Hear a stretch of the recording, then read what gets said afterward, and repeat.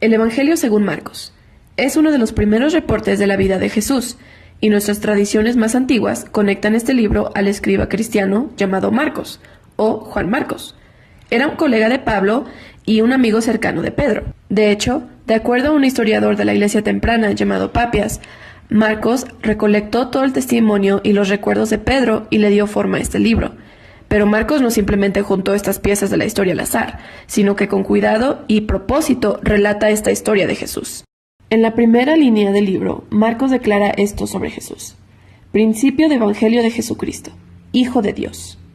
Lo interesante es que esta es la única parte de donde Marcos te va a decir lo que él opina.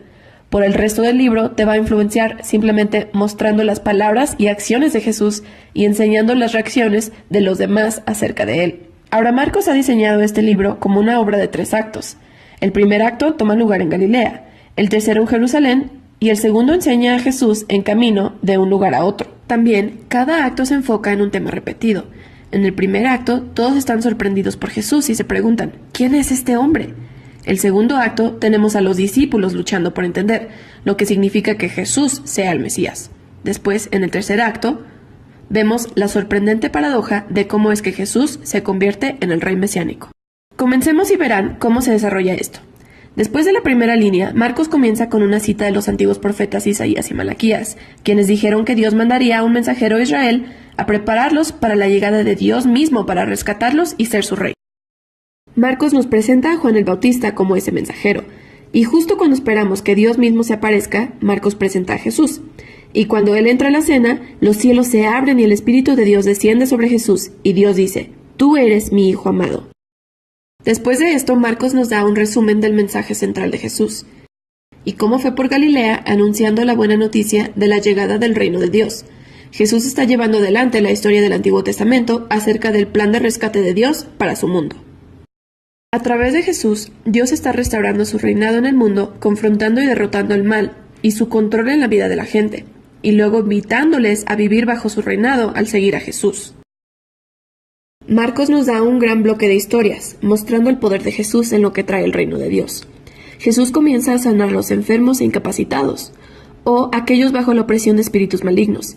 Incluso Jesús empieza a hacer algo que para los judíos solo Dios tiene el derecho de hacer: perdonar los pecados de la gente. Aquí, las acciones de Jesús producen una variedad de respuestas. Algunos lo siguen y se vuelven sus discípulos. Otros no saben qué pensar, y otros lo rechazan por completo, especialmente los ancianos, que lo acusan de blasfemia y de ser apoderado por espíritus malignos. Pero a Jesús no le sorprenden estas reacciones, de hecho llama la atención a ello. En el capítulo 4, Marcos ha recolectado varias parábolas de Jesús acerca de los misterios del reino de Dios. Jesús dice que su mensaje es como semillas que caen sobre diferentes tierras. Algunos son receptivos y otros no. O es como una semilla de mostaza, tan pequeña que parece insignificante, pero crece a un tamaño impresionante que sorprende a todos. El punto de Jesús es que Él en realidad es el Mesías trayendo el reino de Dios, aunque no parezca lo que la gente esperaba. Y esta confusión acerca de Jesús está conectada a una idea clave que Marcos enfatiza al final del primer acto, que aún entre los mismos discípulos de Jesús hay confusión. Les cuesta trabajo entender quién es Jesús realmente, y eso nos lleva al segundo acto. Comienza con una conversación crucial donde Jesús toma a sus discípulos y les pregunta, ¿quién dicen que soy yo?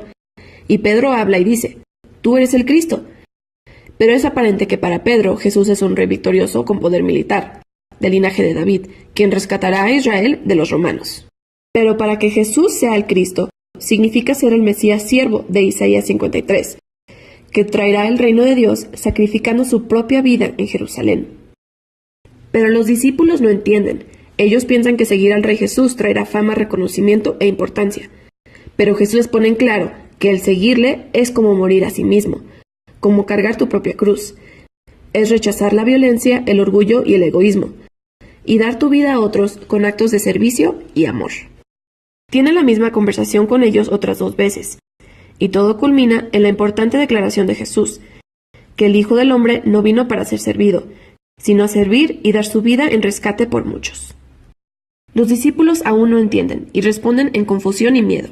Aquí en el segundo acto, Marcos cuenta una historia clave que hace eco al inicio de la introducción del libro. Jesús lleva a 3 de sus discípulos a un monte, y de repente es transformado, y está resplandeciendo con luz y gloria, y una nube los cubre. Esto es justo como la gloria de Dios que apareció hace mucho sobre el monte Sinaí.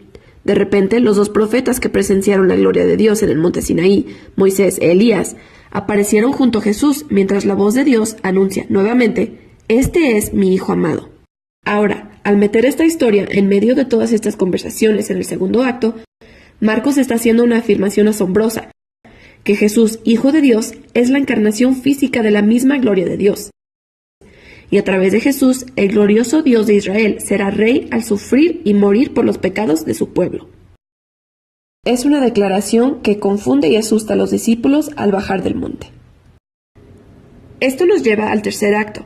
Jesús hace una entrada pública, digna de un rey, a Jerusalén durante la Pascua, y la gente declara que es el Cristo. Después entra al templo de Dios y afirma su autoridad real, sacando a los ladrones y estafadores y deteniendo los sacrificios. Esto da inicio a una semana completa de debates y confrontaciones entre Jesús y los ancianos, condenando su hipocresía. Así que ellos comienzan el plan para matar a Jesús. Jesús entonces les advierte a sus discípulos que Jerusalén y su templo serán destruidos dentro de una generación, y que sus discípulos serán perseguidos como él, hasta que Jesús regrese trayendo por completo el reino de Dios al mundo. Todo lleva a la última noche, donde Jesús tiene una última cena de la Pascua con sus discípulos. Una cena simbólica que relata la liberación del pueblo a través de la muerte de un cordero. Jesús toma estos símbolos y les da un nuevo significado, que representa la liberación del pecado, que será a través de la muerte del Mesías siervo. De aquí la historia va rápidamente del arresto de Jesús al juicio ante los sacerdotes y Pilato, que resulta en la crucifixión de Jesús. Esto culmina en una escena clave que igualan las escenas importantes de los actos 1 y 2, excepto que en esta ocasión es la oscuridad la que desciende, no una nube.